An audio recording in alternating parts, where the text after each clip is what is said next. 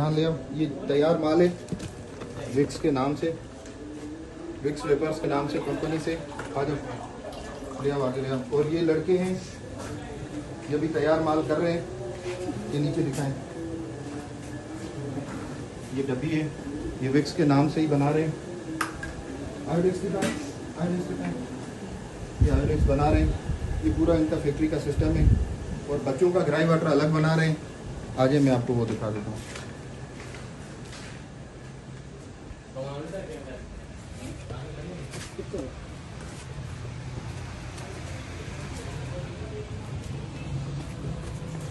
ये बच्चों के लिए 2 नंबर इन्होंने ग्राई वाटर बनाए हुए हैं। ये पूरे कार्टन तैयार हैं। और इसके अलावा इन्होंने ग्लेक्सो डी भी लिया हुआ है। और इसके अलावा इनके पास इंडियन माल भी पड़ा हुआ है काफ़ी मकदार में। उस कमरे में लगे